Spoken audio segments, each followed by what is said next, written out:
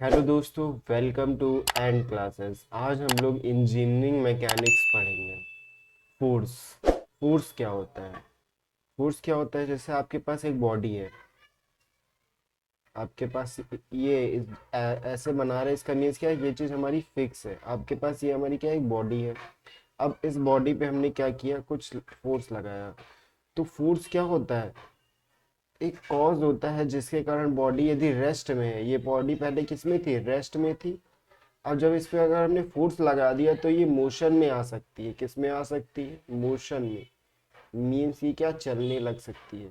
जैसे बॉडी पे हमने फोर्स लगाया तो बॉडी क्या होगी? ऐसे जा सकती है ना आगे। पहले यहाँ पे थी, फिर दूसरी बार यहाँ पे आएगी, तीसरी बार यहाँ पे, ऐसे आगे जा सकती है। फोर्स क्या है? बॉडी की स्टेट को चेंज कर रहा है। फोर्स क्या है? बॉडी की स्टेट को चेंज कर रहा है। स्टेट यहाँ पे क्या थी? रेस्ट थी। और यहाँ पे स्टेट क्या आ गई? मोशन। स्टेट में उसकी अवस्था कैसी थी? वहां पे रेस्ट था, यहाँ पे मोशन में आ गया। तो फोर्स क्या है? एक कॉज है जो बॉडी की स्टेट को चेंज कर सकता है। यदि वो बॉडी पे लग जाए तो बॉडी की स्टेट को क्या कर सकता है? चेंज कर सकता है। ये जरूरी ही नहीं कि चेंज करेगा। जैसे कि आपके पास एक वॉल है, आपके पास घर की दीवार है। अब आप इस पे फोर्स लगाएंगे, क्या यह कभी मोशन में आएगी?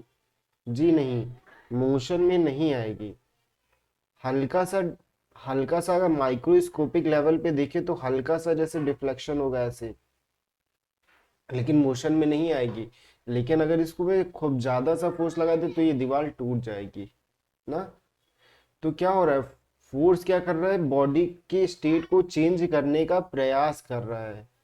जैसे बॉडी पे फोर्स लगाया वॉल पे, तो वॉल क्या हो रही है? मूव तो नहीं हो रही है, लेकिन फोर्स क्या कर रहा है? उसको मूव करने का प्रयास कर रहा है ना। It is the cause. अब डिफिनेशन देखते हैं। It is the cause by which the state of the body can be change और tries to change the shape और size of the body. Force एक कॉज होता है जिसके कारण state of the body, body का जो स्टेट होता है मीन्स रेस्ट या मोशन, उसको चेंज कर सकता है। और tries to change the shape और साइज ऑफ द बॉडी, या बॉडी के शेप और साइज को बदल सकता है। जैसे आपके पास ये एक इरेजर है, आपने इस पे फोर्स लगाया, अपनी दोनों उंगली से क्या करा? इरेजर को दबाया, तो इरेजर क्या छोटी हो जाएगी? इरेजर जो आप लोग पेंसिल और इरेजर यूज करते हैं ना कॉलेज में, वही, ठीक है। उसको अगर दबाएंगे आप लोग तो क्या वो कम छोटी हो जाएगी? मीन्स उसका क्या हो रहा है? शेप और साइज क्या हो रहा है? चेंज हो रहा है। तो ये किसकी वजह से हो रहा है? फोर्स की वजह से। और याद रखिएगा, फोर्स में भी एक्सटर्नल और इंटरनल। फोर्स हमारा एक्सटर्नल भी लग सकता है, इंटरनल भी। जैसे हमने इस बॉडी पे फोर्स लगाया रेजर पे, तो ये क्या था? एक्सटर्नल फोर्स, अपनी उंगलियों से लगाया था बाहर से। लेकिन क्या हुआ? जब इस फोर्स को मैंने रिमूव किया तो बॉडी फिर से अपने ओरिजिनल शेप में आ गई। किस में आ गई? ओरिजिनल शेप में। तो ये ओरिजिनल शेप में कैसे है? जाहिर सी बात है कि उसके अंदर कुछ फोर्स लगा होगा तभी तो, अंदर से। तो इसी को क्या कहते हैं? Internal force. क्या कहते हैं? Internal force. एक्सटर्नल फोर्स को ही क्या कहते हैं? लोड कहते हैं। External force is also called load. फिर आता है इफेक्ट ऑफ फोर्स। फोर्सेस के क्या इफेक्ट होंगे बॉडी पे? यदि किसी बॉडी पे फोर्स लग जाए तो फोर्स के इफेक्ट क्या होंगे? फोर्स के प्रभाव क्या होंगे? Change the state of the body, body की स्टेट को चेंज कर देता है। यदि बॉडी हमारी रेस्ट में है तो उसको मोशन में ला देता है। यदि बॉडी हमारी मोशन में है तो रेस्ट में ला देता है, या मोशन को रिटार्ड करता है। जैसे कि आपकी ये कार है,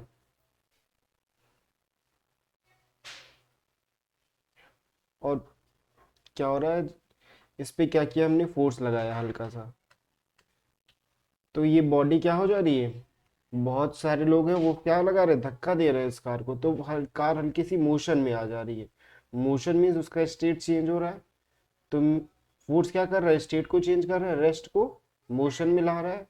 यदि आपकी ये बाइक थी, पहले मोशन में थी, आपके पास यही कार थी, पहले मोशन में थी। जैसे मान लीजिए आपके पास ये कार थी, मोशन में थी, मोशन में थी। लेकिन जब आप लोगों ने क्या लगाया? ब्रेक लगाया। ब्रेक क्या है? ब्रेक जब लगाएंगे तो वो क्या होगा? एक पहियों पे क्या डालेगा? एक फोर्स डालेगा, जिसके कारण क्या हो जाता है कि हमारी कार क्या हो जाती है? रुक जाती है।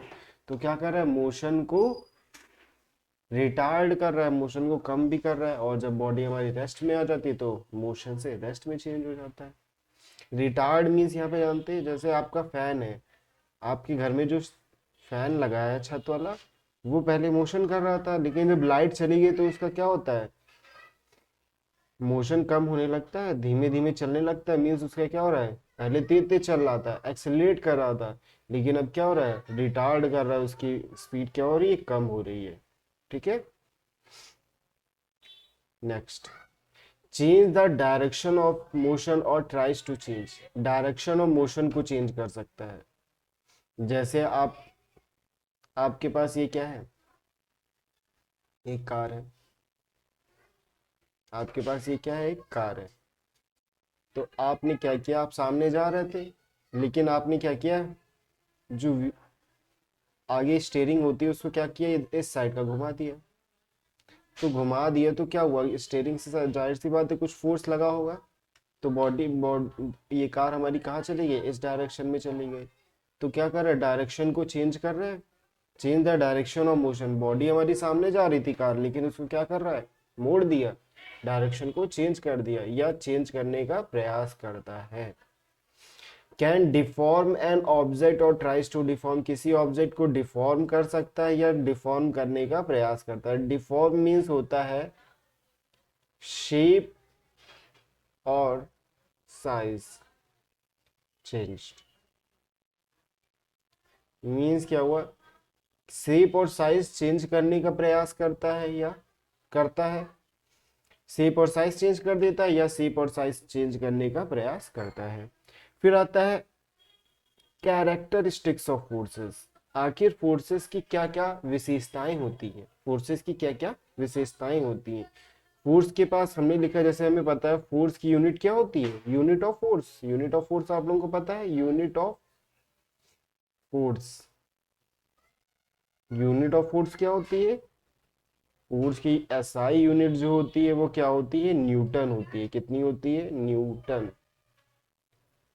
फोर्स की एसआई यूनिट क्या होती है, न्यूटन होती है। और इसकी एमकेएस यूनिट देखें, एमकेएस यूनिट, एमकेएस यूनिट कितनी होती है, केजी मीटर पर सेकेंड स्क्वायर। और सीजीएस यूनिट देखें तो डाइन होती है। सीजीएस यूनिट क्या होती है, डाइन होती है। और याद रखिएगा 1 न्यूटन, 1 न्यूटन को एन से डिनोट कर रहे हैं यहाँ पे, 1 न्यूटन बराबर होता है 10 की पावर 5 डाइन। 1 न्यूटन बराबर कितना होता है, 10 की पावर 5 डाइन होता है। अब कभी कभी क्या होता है कि 1 केजीएफ आपसे पूछ लेता है, 1 केजीएफ, ये भी केजीएफ भी क्या है, एक फोर्स की यूनिट है। कौन सी यूनिट है, एमकेएस यूनिट है। कौन सी, एमकेएस यूनिट ही है।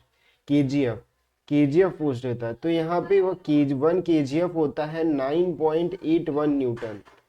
अगर जैसे आपके पास दिया गया है, इस पे फोर्स, ये बॉडी है, इस पे फोर्स लग रहा है 1 केजीएफ, 1 केजीएफ। तो मीन्स क्या हुआ, 1 केजीएफ बराबर हम लोग जानते हैं कितना होता है, 9.81 न्यूटन। मतलब 9.81 न्यूटन का फोर्स लग रहा है। अगर यहाँ पे 2 केजीएफ का फोर्स लग रहा होता तो मीन्स 2 × 9.81, यहाँ पे 2 केजीएफ किसके बराबर हो जाएगा, 2 × 9.81। इसको सॉल्व कर लेंगे, आंसर आ जाएगा हमें। ठीक है, केजीएफ, केजीएफ लिखो तो 9.81 से मल्टीप्लाई कर देंगे तो वो न्यूटन में बदल जाएगा। फिर आता है कैरेक्टरिस्टिक्स ऑफ फोर्स, फोर्स की क्या क्या कैरेक्टरिस्टिक्स होती हैं। मैग्नीट्यूड ऑफ फोर्स, फोर्स के अंदर क्या होता है, मैग्नीट्यूड होता है।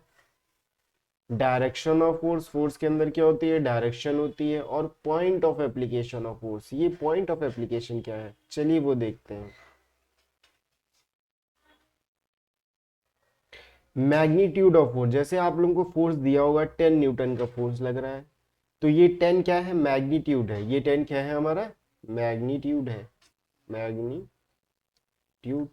डायरेक्शन ऑफ फोर्स, अब फोर्स लगेगा तो उसकी कुछ डायरेक्शन होगी ना। जैसे आपके पास ये बॉडी है, इस बॉडी में किस डायरेक्शन में फोर्स लगाएंगे, ऐसे भी लगा सकते हैं, ऐसे भी लगा सकते हैं, फोर्स ऐसे भी लगा सकते हैं ना। तो फोर्स की एक क्या होती है, डायरेक्शन होती है। इसीलिए फोर्स एक क्या है, वेक्टर क्वांटिटी है। इसीलिए फोर्स एक क्या है, वेक्टर क्वांटिटी है। आप लोगों को पहले मैं पढ़ा चुका हूँ ये सारा, ठीक है, लर्न होना चाहिए आप लोगों को। इसीलिए फोर्स क्या है, वेक्टर क्वांटिटी है। वेक्टर क्वांटिटीज क्या होती है, जिनके अंदर मैग्नीट्यूड होता है, डायरेक्शन होता है, उन्हें क्या कहते हैं, वेक्टर क्वांटिटीज कहते हैं। Point of application of force, point of application क्या होता है, जैसे आपके पास ये बॉडी थी, ठीक है, ये किसी सरफेस पे रखी है, सरफेस को ऐसे बना रहे हैं, मीन्स ये क्या है, ये सरफेस जो है हमारी रेस्ट में है और बॉडी हमारी मोशन करेगी जब फोर्स लगेगा। तो ये आपने एफ न्यूटन का फोर्स लगा दिया है, कितने न्यूटन का, एफ न्यूटन का आप लोगों ने फोर्स लगा दिया। तो जिस पॉइंट पे फोर्स लगा है, जिस पॉइंट पे बॉडी से फोर्स टच हो रहा है, उसी पॉइंट को हम लोग क्या कहते हैं, point of application of force. क्या कहते हैं, point of application of force, ठीक है। और इसी पॉइंट से यदि हम लोग एक लाइन खींचे, स्ट्रेट लाइन, तो इसी लाइन को क्या कहते हैं, line of action of force. इसी लाइन को क्या कहते हैं, line of action of force कहते हैं, ठीक है। याद रखिएगा, जैसे आपके पास ये आपका एक फोर्स था, तो और ये आपकी एक बॉडी थी, तो इस पॉइंट को क्या कहेंगे, point of application of force, ठीक है। और इसी लाइन, इसी पॉइंट से यदि हम लोग स्ट्रेट लाइन खींच दें, तो इसी को क्या कहते हैं, line of action of force, ठीक है, line of action of force, ठीक है। फोर्स की कैरेक्टरिस्टिक्स क्या होती है, फोर्स के अंदर मैग्नीट्यूड होता है, डायरेक्शन होती है, point of application of force होता है, और line of action of force होता है। 1 न्यूटन में कितने डाइन होते हैं, 10⁵ डाइन होते हैं। कितने होते हैं, 10⁵ डाइन। अब हम लोग पढ़ते हैं principle of transmissibility of force. आखिर ये क्या होता है, ये भी देख लेते हैं। Principle of transmissibility of force क्या कहता है कि आपके पास यदि एक बॉडी है, ये आपके पास एक क्या है, बॉडी है, और इस बॉडी पे क्या हो रहा है, फोर्स एक्ट हो रहा है। मान लीजिए 10 न्यूटन का फोर्स एक्ट हो रहा है, ठीक है। तो इस फोर्स को, ये इसकी क्या होगी, लाइन ऑफ एक्शन होगी, इसी से स्ट्रेट लाइन खींचेंगे इस पॉइंट से, और जो इसके पैरेलल होनी चाहिए, एकदम इसी लाइन पे होनी चाहिए। ये नहीं कि स्ट्रेट लाइन तो ये भी होती है, ये भी होती है, कहीं भी खींच देना, ऐसा नहीं, इसी पे होनी चाहिए, इस पॉइंट से ही पास होनी चाहिए, जिस डायरेक्शन में फोर्स लग रहा है उसी डायरेक्शन में। तो इसी को क्या कहते हैं, लाइन ऑफ एक्शन कहते हैं ना। तो फोर्स, प्रिंसिपल ऑफ ट्रांसमिसिबिलिटी क्या कहता है, फोर्स जो आपका एक्ट हो रहा है किसी पॉइंट पे, उसको हम लोग ट्रांसफर कर सकते हैं। जैसे ये पॉइंट था ए, ये पॉइंट है बी, और ये पॉइंट है सी। एक पॉइंट से दूसरे पॉइंट पर, मीन्स 10 न्यूटन यदि आपका बॉडी पे ही, ये आपका पॉइंट बी है और ये आपका पॉइंट क्या है, सी है, ठीक है। तो इस फोर्स को हम लोग एक पॉइंट से दूसरे पॉइंट पे क्या कर सकते हैं, ट्रांसफर कर सकते हैं। जैसे यहाँ पे 10 न्यूटन लग रहा था ए पॉइंट पे, तो हम लोग यहाँ पे बना दिए 10 न्यूटन। यहाँ पे भी ट्रांसफर कर सकते हैं, सी वाले पॉइंट पे भी ट्रांसफर कर सकते हैं। लेकिन कंडीशन क्या है, सेम मैग्नीट्यूड, जितना मैग्नीट्यूड यहाँ पे था उतना ही मैग्नीट्यूड होना चाहिए, डायरेक्शन भी सेम होनी चाहिए, keeping same magnitude and direction. अब चलिए डिफिनीशन देख लेते हैं। Forces acting on a rigid body, rigid body के बारे में आप लोगों को पहले पढ़ा चुके हैं। अगर आपको नहीं आता हो तो आई बटन में लिंक दे रखी है, वहां से आप लोग जाके देख लीजिए, ठीक है। वैसे तो मैं थोड़ा सा बता देता हूँ, रिजिड बॉडी क्या होती है, जिस बॉडी पे यदि हम लोग फोर्स लगाएं तो उसमें कोई भी डिफॉर्मेशन ना हो, उसका शेप और साइज ना बदले, तो उसे रिजिड बॉडी कहते हैं। The forces acting on a rigid body at a point, किसी भी पॉइंट पे, can be transfer to the other point, दूसरे पॉइंट पे ट्रांसफर कर सकते हैं। Keeping in the same body, same body पे होना चाहिए, लेकिन ये नहीं डिफरेंट बॉडी पे ट्रांसफर कर। Keeping same magnitude, magnitude same होना चाहिए, डायरेक्शन सेम होनी चाहिए, and same line of action, so that effect will be same. इस, तो क्या होगा, इफेक्ट क्या होगा, बॉडी पे सेम होगा। जैसे आपके पास एक बॉडी है, आप इसको यहाँ से धक्का दे रहे हैं 10 न्यूटन फोर्स लगा के, चाहे यहाँ से इसी लाइन ऑफ एक्शन पे 10 न्यूटन से खींचिए, बात तो एक ही है ना, बॉडी आपकी आगे ही जाएगी और 10 न्यूटन की फोर्स के साथ, ठीक है। तो यही प्रिंसिपल ऑफ ट्रांसमिसिबिलिटी कहता है। Next, Newton's first law of motion, Newton's first law of Newton, Newton का प्रथम नियम, या इसे लॉ ऑफ इनर्शिया भी कहते हैं। क्या कहते हैं, लॉ ऑफ इनर्शिया कहते हैं। न्यूटन का फर्स्ट लॉ क्या कहता है, जैसे आपके पास ये बॉडी थी, अगर कोई बॉडी रेस्ट में है, अब इस पे बॉडी पे कोई भी फोर्स नहीं लग रहा है, इस बॉडी पे नो फोर्स एक्टिंग, तो बॉडी हमारी किस में है, रेस्ट में है। तो रेस्ट में है मीन्स क्या हो रहा है, इसकी रेस्ट का मतलब आप लोग जानते हैं, रेस्ट का मीन्स होता है टाइम के रिस्पेक्ट में, with respect to time position of body not change, position of body not changed, body की पोजीशन चेंज नहीं हो रही है। जैसे आपने 1 सेकंड बाद देखा तो बॉडी यहीं पे थी, 2 सेकंड बाद देखा तो बॉडी यहीं पे यानी, अब 3 घंटे बाद भी देखा तब भी बॉडी यहीं पे, तो मीन्स क्या हो रहा है, टाइम चेंज हो रहा है, टाइम वेरी कर रहा है, लेकिन बॉडी वहीं पे है, पोजीशन बॉडी की चेंज नहीं हो रही, तो बॉडी हमारी क्या है, रेस्ट में है। लेकिन अब बॉडी पे हमने क्या कर दिया, फोर्स लगा दिया 50 न्यूटन का, तो बॉडी हमारी किस में आ गई, मोशन में आ गई, किस में आ गई, मोशन में आ गई। मोशन मीन्स पोजीशन बॉडी की चेंज हो रही है, 1 सेकंड में देखा तो बॉडी हमारी कुछ इधर पहुंच गई आगे, दूसरे सेकंड में देखा तो बॉडी यहाँ पे आ गई, तो ऐसे बॉडी की पोजीशन क्या हो रही है, चेंज हो रही है। न्यूटन का फर्स्ट लॉ क्या कहता है, यदि बॉडी रेस्ट में है तो रेस्ट में ही रहेगी, और यदि बॉडी मोशन में है तो मोशन में ही रहेगी, जब तक कि उस पर कोई बाहरी फोर्स ना लगे, unless acted upon a external force, जब तक कि उस पर कोई एक्सटर्नल फोर्स ना लगे। देखिए ये बॉडी हमारी रेस्ट में थी, इस पर कोई से हमने बाहरी फोर्स तो लगाया नहीं, अब जब बाहरी फोर्स हमने इसमें लगा दिया तो बॉडी हमारी किस में आ गई, मोशन में ही आ गई, लेकिन इसे मोशन में ही रहना चाहिए था, फिर ये रुक क्यों गई। अब क्या होता है, हम लोग सुने हैं कि दो बॉडी के बीच में जब कांटेक्ट में होती है तो उनके बीच में क्या होता है, फ्रिक्शन फोर्स एक्ट होता है, जो बॉडी के अपोजिट डायरेक्शन में एक्ट होता है। तो फ्रिक्शन फोर्स के कारण ही ये बॉडी क्या हो जाती है, बाद में रुक जाती है। ठीक है, तो न्यूटन का फर्स्ट लॉ क्या कहता है, if a body is in rest it will remain in rest, if the body is in motion it will remain in motion unless acted upon a external force, जब तक कि उस पे एक एक्सटर्नल फोर्स ना लगे। न्यूटन का first law क्या बताता है, डेफिनेशन ऑफ फोर्स, फोर्स भी तो यही था, फोर्स क्या था, एक एक्सटर्न, एक कॉज था जिस जो क्या बॉडी की स्टेट को चेंज कर रहा था, तो ये भी वही तो बता रहा है कि जब तक बॉडी रेस्ट में होगी तो रेस्ट में ही रहेगी, मोशन में होगी तो मोशन में ही रहेगी, जब तक कि उस पर कोई बाहरी बल ना लगे। अब this law is also known as law of inertia, इस लॉ को लॉ ऑफ इनर्शिया भी कहते हैं। अब इनर्शिया क्या होता है, क्या आप लोग जानते हैं इनर्शिया, इनर्शिया क्या होता है, फिजिकल पावर होती है किसी बॉडी की, क्या होती है, physical power, physical power of any body, of any body, due to which, due to which body not changed its state, its state।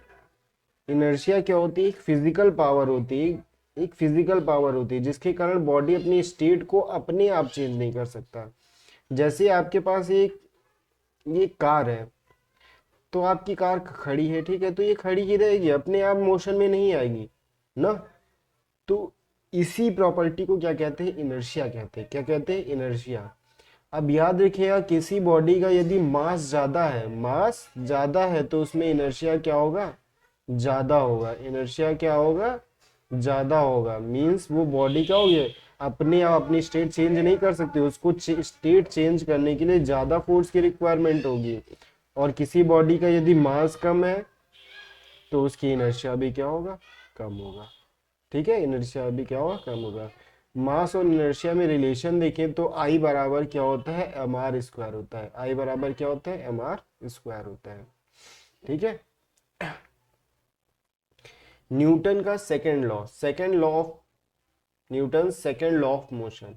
Newton का सेकेंड लॉ से पढ़ने से पहले हम लोग देख लेते हैं लीनियर मोमेंटम क्या होता है। What is linear momentum, linear momentum क्या होता है, प्रोडक्ट होता है, प्रोडक्ट मीन्स होता है मल्टीप्लाई, ऐसे प्रोडक्ट होता है किसका, मास एंड वेलोसिटी का, किसका होता है, मास और वेलोसिटी का प्रोडक्ट होता है, जिसे हम लोग लीनियर मोमेंटम कहते हैं। इसे पी से डिनोट किया जाता है। पी बराबर क्या होता है, mv होता है। पी बराबर क्या होता है, mv होता है। अगर हम लोग इसकी यूनिट देखें, यूनिट क्या होती है, केजी मीटर पर सेकेंड। केजी हमारी मास की और वेलोसिटी की मीटर पर सेकेंड, ठीक है। और याद रखिएगा, जो लीनियर मोमेंटम है वो हमारी क्या है, एक वेक्टर क्वांटिटी है। क्या है, वेक्टर क्वांटिटी है। इसके अंदर वेक्टर क्वांटिटीज क्या होती है, जिनके अंदर मैग्नीट्यूड भी होता है और डायरेक्शन भी होती है। अब हम लोग पढ़ते हैं न्यूटन का, Newton second law of motion. The force is directly proportional to the rate of change in linear momentum of a body। क्या कह रहा है, फोर्स जो होता है वो डायरेक्टली प्रोपोर्शनल का साइन ये होता है, ठीक है, डायरेक्टली प्रोपोर्शनल होता है rate of change in linear momentum. Linear momentum में चेंज के लिए डीपी, और रेट, रेट मीन्स क्या होता है, अपॉन टाइम। फोर्स जो होता है डायरेक्टली प्रोपोर्शनल है rate of change in linear momentum. अब हम लोग मोमेंटम जानते हैं, पी बराबर क्या होता है, एम वी होता है। हमने मान लिया क्या है, इसकी इनिशियल वेलोसिटी कितनी है, v है। इनिशियल वेलोसिटी u है। इनिशियल वेलोसिटी इसकी मान ली u है। पहले जब बॉडी थी, रुकी हुई थी, तो रुकी ही नहीं, मान लो मोशन में थी, तो बॉडी u वेलोसिटी से जा रही थी। फिर बॉडी और फोर्स लग गया तो और वेलोसिटी इसकी बढ़ गई। ये क्या है, फाइनल वेलोसिटी। ये क्या है, फाइनल वेलोसिटी। तो चेंज बता रहा है, चेंज इन मोमेंटम ना। तो मोमेंटम क्या होता है, मास तो उतना ही रहेगा, चाहे जितना उस पर फोर्स लगाओ मास उतना ही रहेगा। तो हमारा क्या हो जाएगा, m u, final minus initial करेंगे हमेशा, m we minus m u upon d t, ठीक है। इसी को सॉल्व करके ही हमारा ये आता है equal to d p by d t. इसको ऐसे भी लिख सकते हैं। तो डायरेक्टली प्रोपोर्शनल का साइन हटता है तो इक्वल टू का आएगा, और D p by d t. यहाँ पे एक कांस्टेंट आता है, हमेशा डायरेक्टली प्रोपोर्शनल का साइन हटेगा तो एक कांस्टेंट आएगा। लेकिन यहाँ पे इस कांस्टेंट की वैल्यू क्या होती है, 1 होती है। तो f बराबर हो जाता है D P upon d T. F बराबर क्या हो जाता है, D P upon d t, ठीक है। अब हम लोग देख लेते हैं। अब f बराबर एम ए भी होता है, आप लोगों ने पढ़ा होगा f बराबर क्या होता है, एम ए भी होता है। वो कैसे आता है, वो भी देख लेते हैं, ठीक है। थोड़ा इरेज कर दें तब बताते हैं।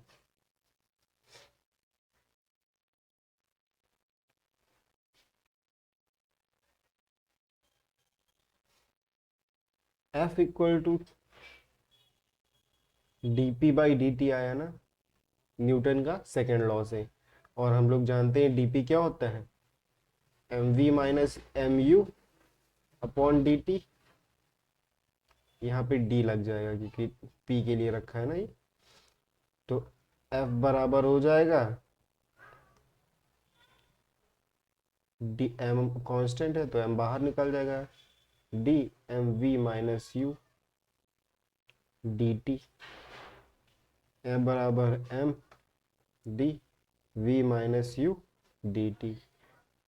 अगर हम लोग इसको लिखना चाहें तो F बराबर हो जाएगा m d u d we minus d u upon d t.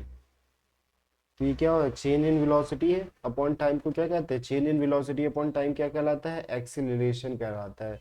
तो F बराबर क्या आ जाएगा हमारा, एम ए आ जाएगा, ठीक है। F बराबर एम ए।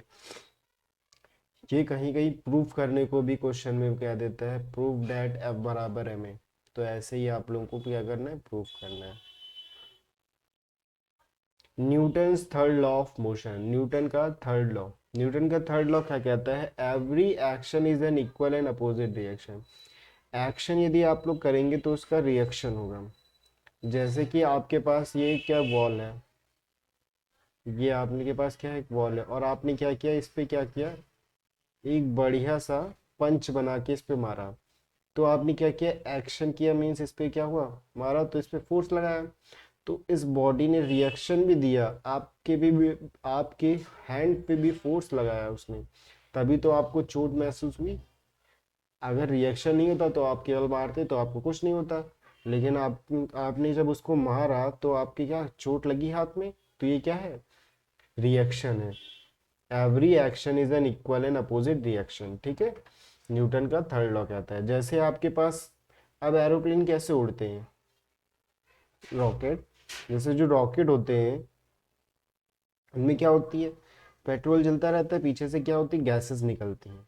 अब ये जो गैसेस निकलती हैं ये क्या होती हैं, ये एयर्स की मॉलिक्यूल्स जो होते हैं उस पर क्या लगाती हैं, एक्शन देती हैं। और एयर के मॉलिक्यूल्स क्या देते हैं, इसका रिएक्शन देते हैं, मीन्स इस पे क्या लगाते हैं, अपवर्ड की डायरेक्शन में क्या लगाते हैं, फोर्स लगाते हैं। इसी के लिए क्या होता है, ये उड़ पाता है ना। Every action is an equal and opposite reaction, यही न्यूटन का थर्ड लॉ कहता है। और याद रखिएगा, बोथ एक्शन और रिएक्शन जो होगा, बोथ